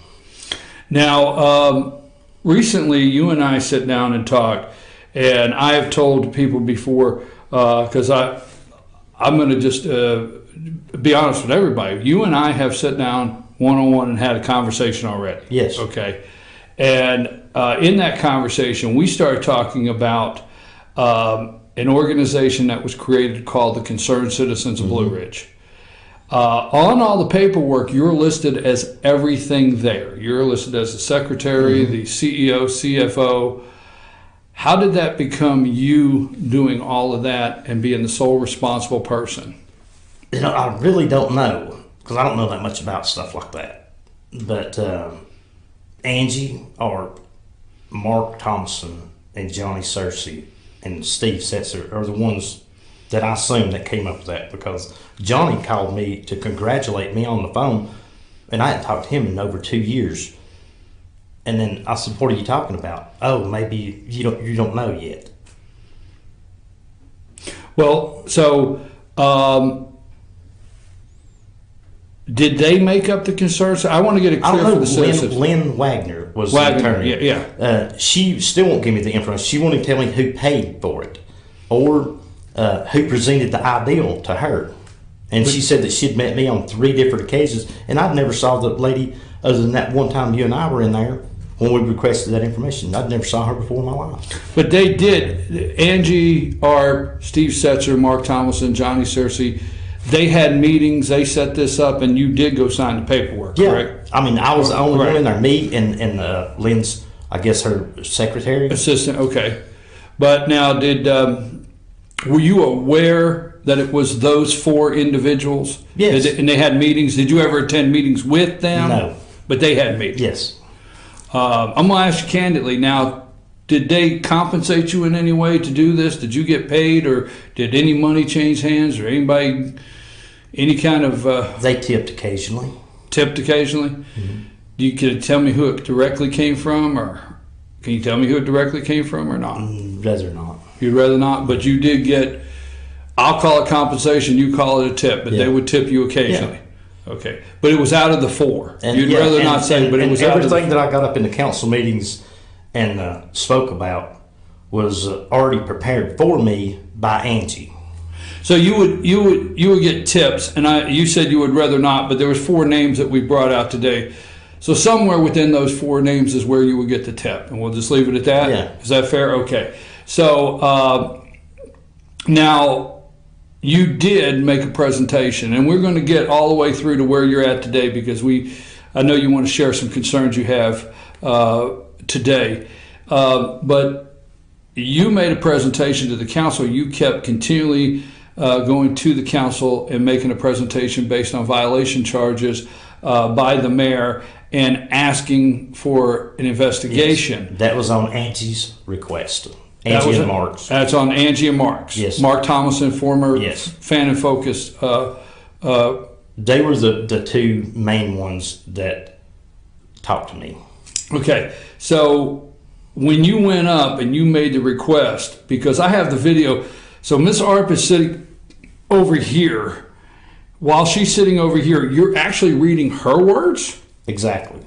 So when you're reading, this violation, this is this, you have an obligation as a council, you're reading what Miss Arp prepared for you, and she's not even 10 feet away. Right. And that she had already spoken on several different occasions that who she had that would vote with her. So she had already spoke with a couple of the other council members about this. I mean, everything was pre-planned by her. Set up. So she conveyed to you when you did this. Yeah, and even text me and then, be sure and be there. Tonight's the council meeting and all this. We'll come by before you go to the council meeting and all that. So she'd have everything ready. And when you went by and got the paperwork from her, did she directly hand it to you here, Patrick? Okay. So when you did that, she also conveyed to you that she had the votes, and when it came time, she would said that the Bruce would back her, and Rodney was the two. And that was it, because I do know Harold Herndon did not. When they voted, Councilwoman Rhonda Thomas voted no. I never spoke with Bruce or anything. Bruce never come to me and talked to me. But that was all set up through Miss Harp. Yes. Right. Bruce and Rodney never came and talked to you. You never had a discussion with Rodney Kendall? No. Right. Okay. So then she made a motion to go forward with an investigation. All right. And then during the investigation, I'm the one who presented it. Right. But they never spoke to me, not one word. So when the investigators, and it slips my mind who it was, I forget. Gerard and Davis. Gerard and Davis. When Gerard and Davis did the investigation and they interviewed people, you were never interviewed? Never. Never interviewed. Okay. Now, let's fast forward a little bit here. Chief Scearce, do you go way back with him? I've known him for 27 years. 27 years. Have the two of you always gotten along? Yeah. Basically? Mm-hmm. What about Steve Setzer? How far back do you go with him? Ever since I moved to Blue Ridge about 27 years ago. Have you pretty much always got along? Always got along. What about Miss Harp? But as long as... I guess I tell you where I'm going with this is, what exactly triggered them to change when they started hearing or feeling that you... what happened that you decided to talk? When they wouldn't give me... I'd ask for... I need something to prove what I'm getting up there and saying. And then they couldn't produce nothing. And that's whenever I started questioning everything that they'd already ever said to me. Oh, so you're getting up there reading stuff and you're saying to them, wait a minute, why don't you come back with some proof? Quit just telling me what to do. If I was presented with, hey, where's your facts at? The only facts that I had was my original complaints, which that's been taken care of. Can I ask you this? When we talked the first time, I think I remember you saying something to the nature of, they said you basically felt like once it was done and the investigation went nowhere and it was finished, they were done with you. They were through with me. They were through with you. Yeah, Angie told me, she said, if there's ever any legal stuff taken against you, I'll have my attorney handle it. And that was the biggest crock there was. Okay, so Noah's ordinance, you called you've been calling the police. They come out. What do? Nothing. They tell me that I can't have my floodlights on or nothing. Well, did they ever give Mr. Setzer a citation? No. Anything? Nothing. They told me it was a drive-in. I knew it was a drive-in whenever I built my house there. Okay. You knew that. So then Mr. Setzer returned by calling about your floodlights, or who called about your floodlights? He did. But they're motion, right? They're in motion. Yeah. Right. And he called about your floodlights, and they showed up at your house and told me, Michael Green told me, he said, if you don't cut them off, I want to arrest you. Michael Green did. Yeah. So, what's the option? Either go to jail or cut the floodlights off. So I cut them off. But they're motion. And I asked that twice because I personally have motion, and the reason they're there is so if somebody comes on my property. Right. And then they're not set to stay on. They come on for they was on for 15 minutes, and I cut them down to 5 minutes. They got a timer, yes. Mm-hmm. So you got it set for 5 minutes so you can look outside and see if anybody's there. There is an incident that I want to talk about that you told me there's no incident report written on, and may I call it shots fired. Can you tell me that whole story? I was going at my son's diesel shop in Ball Ground. Right. And then I get a call that says, are you okay? And I said, yeah, I guess. And said, well, they said that it come across the scanner that there was shots fired at the drive-in, and they're saying that you were shooting at them, and they had a witness. The call came from the projection room. It was Kathy, Steve's wife, and Courtney, the ex-daughter-in-law, was the witness. And then so I hurry up and come all the way to Blue Ridge as fast as I can. But they're in the production room. Mm. So that's where the call came from. Okay. Oh, okay. All right. And then whenever I start out Summit Street, I meet Rob Stewart. And I said, what's going on, Rob? He said, oh, it ain't nothing. They said it was somebody shooting fireworks. I said, well, who was shooting fireworks? Well, we don't know. I said, well, did you come to the house? He said, yeah. I said, anybody come with you? Yeah, Gary come with me. I said, I bet y'all drove separate vehicles too. What was y'all's intentions? If I'd have been there, they would have arrested me. I wouldn't, you know. So they called shots fired. There's no incident report? No incident report at all. No incident report. And the vandalism that happened at the house, you know. Right, that's what I want. What kind of vandalism happened at your house? Got windshield shot with a BB gun. You've had windshield shot with a BB gun. Like 4 right there at the house on my property. Okay, now we can go into anything you want to go public with or talk about, and I don't want to forget anything because I told you today, any single thing you want to bring up. Let's go up to this recent arrest, and I'm going to give you my timeline. You and I sit down and talk. It was well over an hour we spent together one day. I told you that day that, hey, now if you wanted to say something that was off the record, let me know, and we had a good talk. And then I came into my show here, our show, and I started discussing some things and going public with some stuff. And about the time I went public with some stuff, and certain people seemed to know you were talking to other people, then after that, you went to a city council meeting. City council meeting was on a Thursday. On a Thursday. You decided at a point, I guess you'd heard enough. You'd heard enough. And you stood up and very loudly in front of everybody as you walked out the door, made a motion for everybody to hear. They should. What was the motion you made for everybody? I said, I'll make a motion that Angie and Johnny both resign immediately. And they should. Okay, so you did that publicly. And then after it was over, I went up and I have the video and I interviewed both of them and asked why you would do that. And so they acknowledged they were asked that. That was on Thursday. On Friday, you and I went over to Attorney Lynn Wagner's office together, okay? And you continually asked her who paid for the corporation, Concerned Citizens. And who presented the ideal. Right, who presented that, who paid for it, right? And we were pretty persistent for a good 20 minutes. Yeah, and that's the first time I'd ever met her. And she said, I've met you on 3 different occasions, and no. She started talking to you like she had seen you just all the time. Yeah, and that's it. I don't want to. Yeah, that's what I was going to say. I don't want to lead you. She said, "Well, Patrick, you've lost a lot." I don't want to lead you in the conversation, but it was almost like she was trying to make you remember you met her. But I mean, right? But names I'll forget. Right, faces never.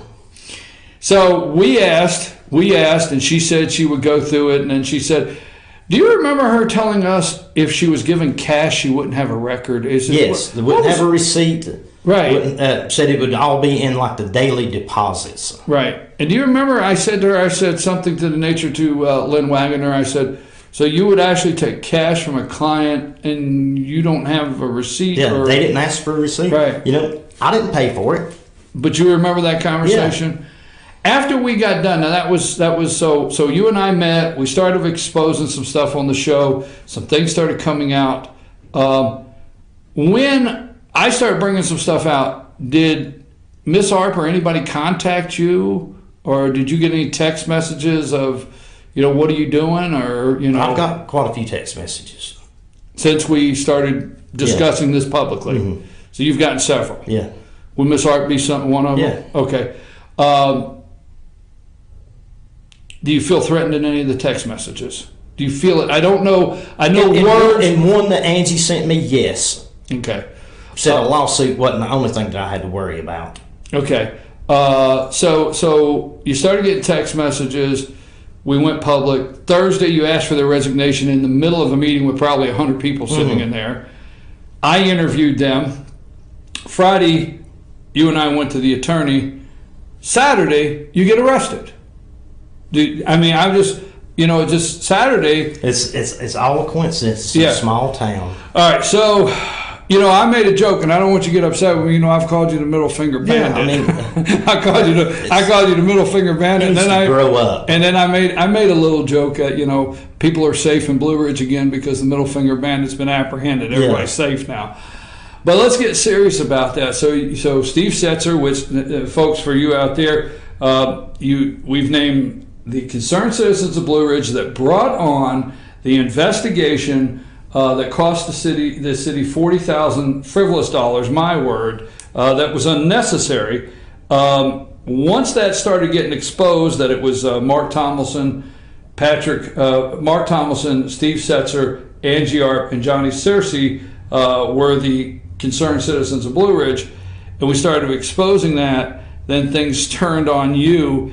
Talk about what happened before you got arrested. I mean, what led up? You rode down the hill, and tell me the whole story like you told me. I rode down the street on my bicycle. You're riding down the street on your bicycle. Yeah. And then I go out to the farmer's market and turn around, and on my way back, here comes Steve Setzer down the exit ramp of the drive-in. I'm just flying. And then as I was riding by, I throw up my hand. Hello, neighbor. Be honest, I was being sarcastic to him. I understand. And then he you'll admit it wasn't a friendly thing. You're riding your bike. I had no intentions even seeing him whenever I rode my bicycle out there. I just rode it out the road. And then whenever I went, hello, neighbor, he flips me a bird. So I ain't gonna lie, I flipped him. For those of you in Yorba Linda, California, the bird, that's the middle finger. Go ahead. And then I tell him his number one back. And then I go into the house like, oh man, there's gonna be a big deal about this. So I get my truck, and as I was leaving, I don't go across the hill right there at the graveyard because somebody's gonna get hit right there head on. So I always go out by the drive-in. And as I'm going out through there, Steve is partially blocking the street with his hand in his pocket on his scooter, like he's going to get his gun, and he does carry a weapon. Yes, I leaned over in my truck. I ain't going to judge. Thinking that crazy fool may shoot me. And then the next thing I know, the police are at my house to arrest me. Okay, now, but I wasn't home. Who are the officers that come to arrest you? Michael Green and Alex Deaton. So Michael Green comes over there to arrest you. What is he? You're not there, so what's he tell? Who's he see? Your wife? Yeah. What's he tell her? Said that they have a warrant for my arrest. Well, they didn't have a warrant then, did they? Not right then. They didn't have one at the sheriff's department. When I spoke with Dane about it, I was going to turn myself into him because I don't trust the city. Right. And then he said that it wasn't even in his office yet. All right, and then so he called me later on and said that it was finally up there. It was finally up there, signed by a magistrate. So let's go back. So they come over. They're going to arrest you for disorderly conduct. My understanding, they didn't state what the rest. Right. Well, that's what we have on the paperwork, right? So they're going to arrest you, and the witnesses. Setzer called, and the only witness I understand is his wife, Kathleen Setzer. Is that your understanding? That's the only witness to this? I don't really know. It's very vague what the warrant says. Okay, so they're going to arrest you, and for this, let me see how I want to put this. So they came to my house twice. Do you understand? Have you seen the video of? No. Okay. I need to though. Do you understand? I understand that it's not clear on the video that we can see an actual finger. That's what I was told. All right. My understanding is we can't tell there's a finger. We see the hands go up, but we don't see an actual finger.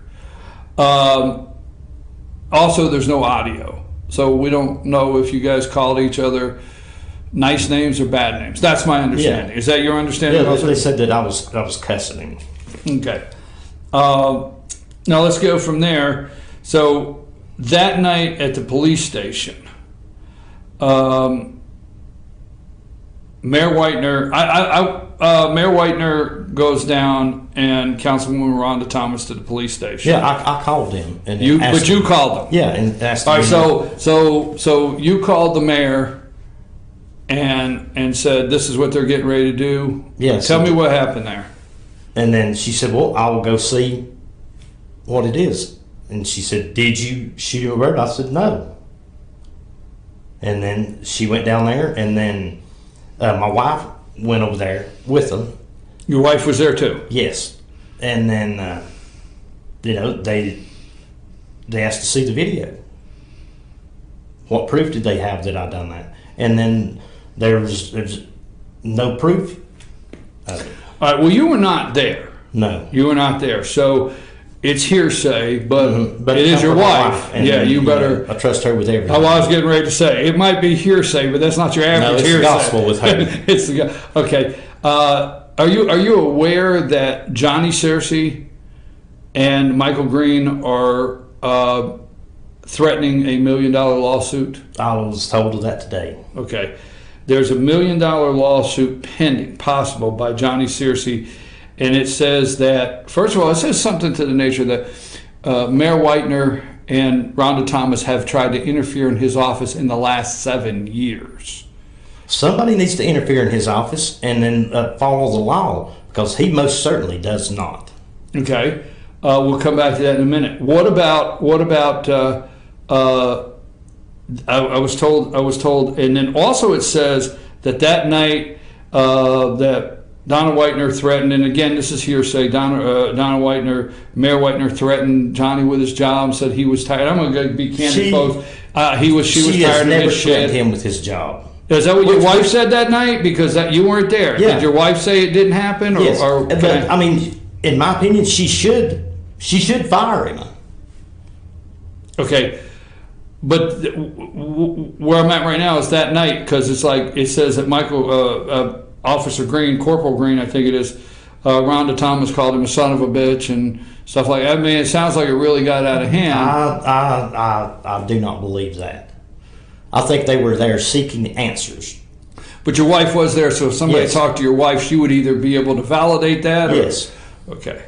How does she feel about that? Do you mind saying her? Because we better not go too far. We get in trouble. She's real upset with it, because her and Johnny's been friends for over 40 years. And then, it hurt my feelings that she wasn't taking my word for it, that she thought it was me. And then after she got enlightened on quite a few things, it really hurt her feelings that Johnny would just take 40 years of friendship and it meant nothing to him.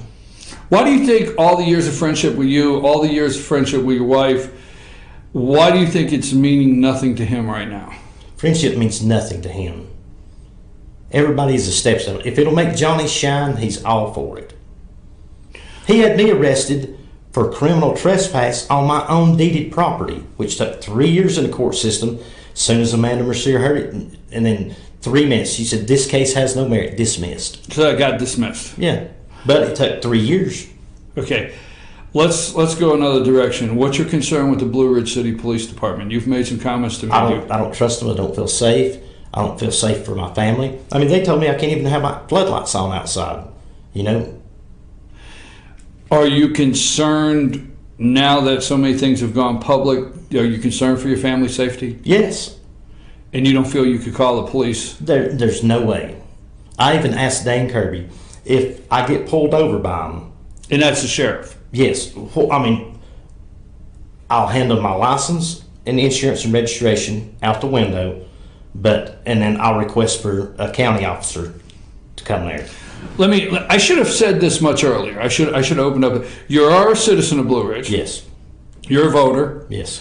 So the tax money you pay, you're a taxpayer there. The tax money you pay in the city helps pay their salaries and so on. So, do you think that the Johnny Scearce, chief of police, that it's time for somebody like the GBI to come in and go through that city police department? It's past time. If I was to ask you, because you and I don't know, we need somebody in there to tell us factually, what do you think they would find? What are some of the things? I mean, I know what I think. But what are some of the things you think? I know I'm not the only one that he has misrepresented the law to, that will enforce it on some and won't on the others. And then I really think that they need to go through his evidence and his bookkeeping. Evidence and bookkeeping? Particular reason why, or just leave it there? We'll just leave it there. Okay. All right. he can't be trusted. Do you think your civil rights have been violated? Yes, I do. I think that I've been intimidated, harassed, and then, made do something that I shouldn't have to. I mean, my floodlights are for security for me and my family. Do you know when you have to go to court, or you know anything about the details? I don't know anything about that yet. Do you? Are there things today that we haven't had a chance to talk about, or you want to think about, maybe come back, or is there things that we didn't talk about because we talked about a lot of other stuff? Well, I've got a lot to get a lot of this information together, all my paperwork and my documents to prove everything that I've said. Can you do that? Yeah, I can do that, and then I'm sure we'll have another sit down. All right, so you can prove all. You can get I'll all prove of everything I've just said. Okay.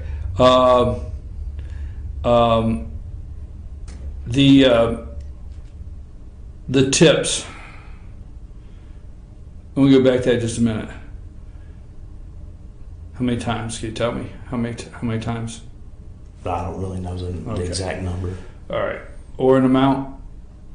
No. Okay. All right. But today, as you leave our studio, you particularly don't feel safe in Blue Ridge. No, and especially after this airs.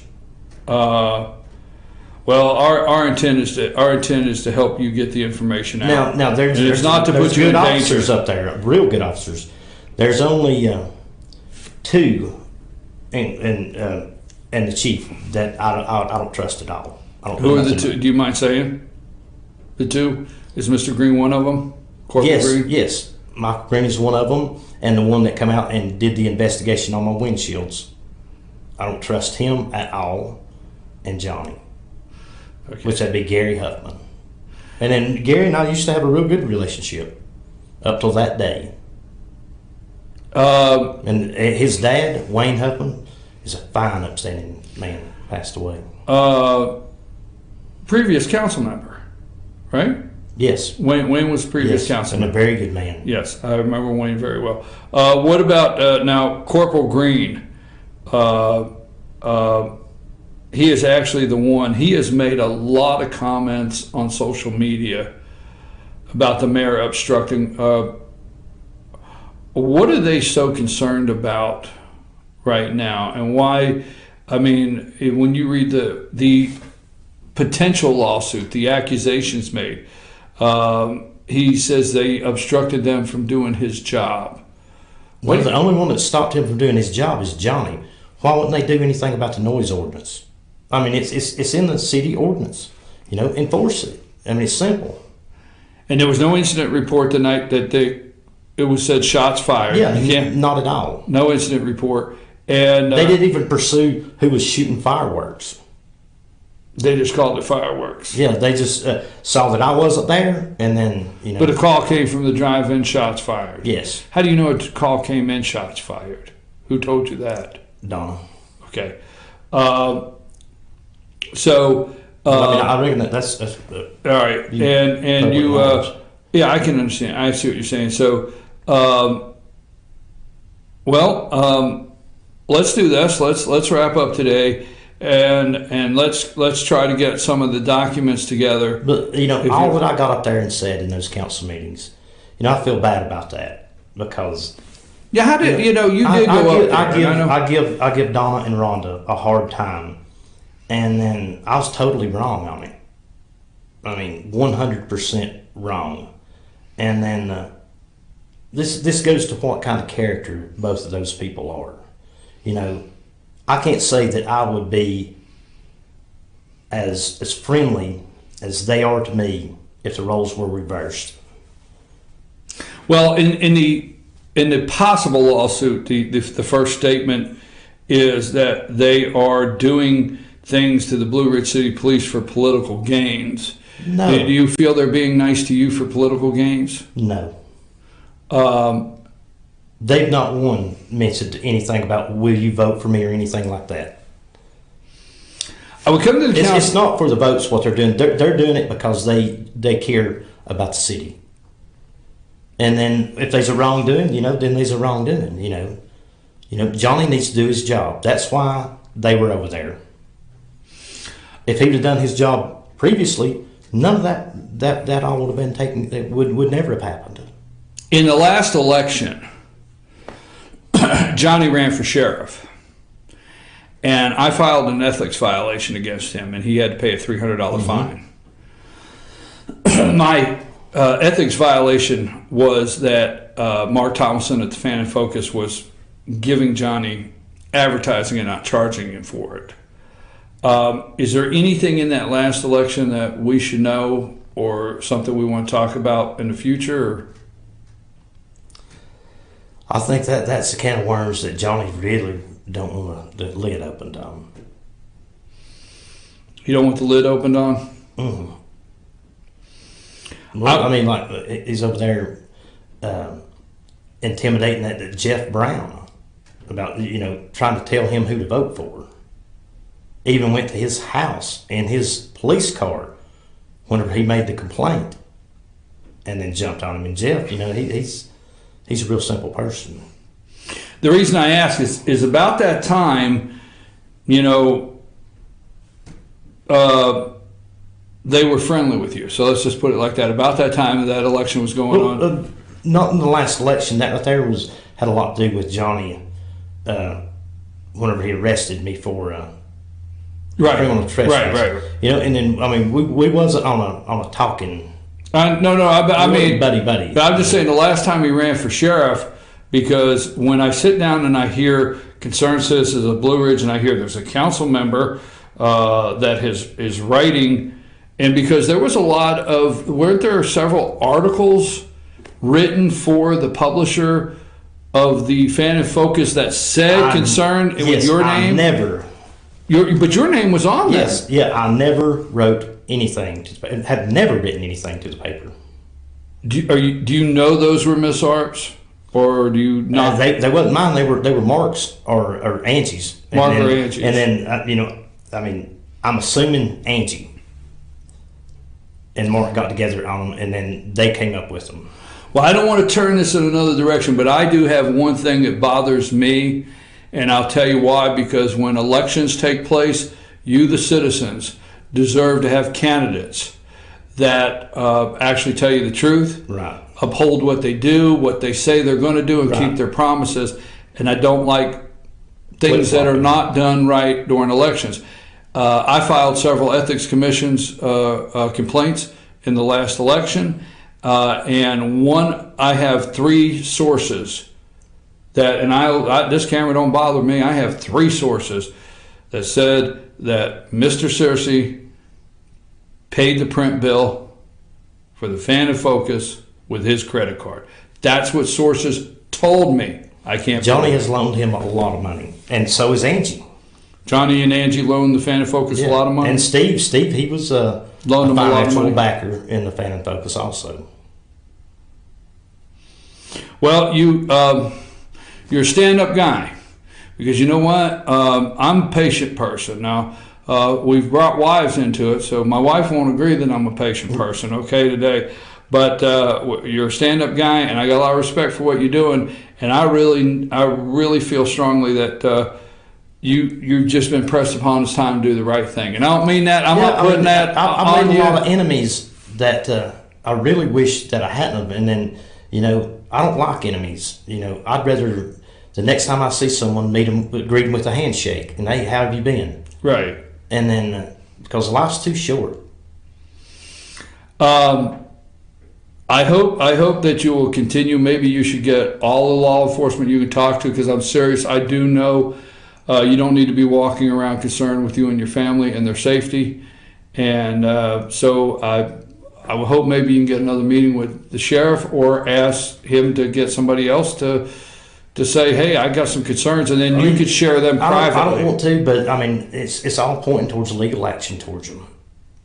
And then, the city don't need to be, they should be accountable for their own actions. You can't sue the persons.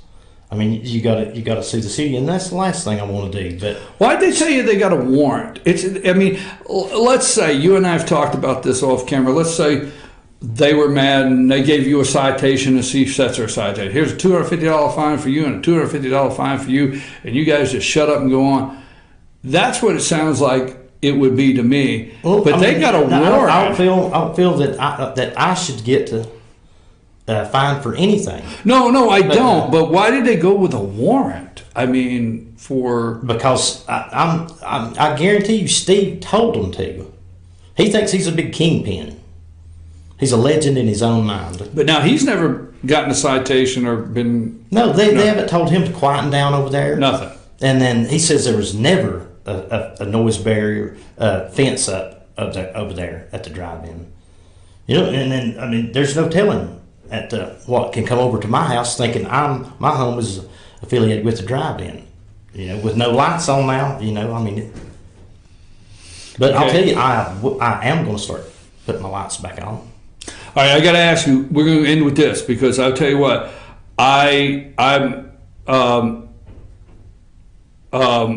We talked about tips. We're not going back there, but you know, let's just say I know how some things could work up in Blue Ridge. So that being said, look at me and tell me now: has Councilwoman Rhonda Thomas or Mayor Donna Whitener offered you anything? Nothing. Offered to do anything for you? Nothing. Or told you this helped their political career? Anything? No. They've not asked for anything. They're not asked for anything. Not expecting anything from you. No. Now the other thing is that's one thing that gets me. I mean, that shows the true character of those people. Did they reach out to you, or did you reach out to them? I reached out to Donna because it said on the noise ordinance that Johnny brought me. Okay. That said that the only way that the noise ordinance could be altered was by written permission from the mayor. So that's who I went to. I asked her if she had given anything to Steve in writing that he could go past 11 o'clock. I don't have anything else. When you get the paperwork that shows Ms. Harp's handwriting and things of that nature, I would like to see it. And if anything goes forward, please keep us in the loop. All right. And anything we can do to, I don't want to say help, I don't want to use that in the wrong terms, but, you and I both are stepping out, exposing some of this stuff. So but I thank you for your time and your concern. Thank you for yours.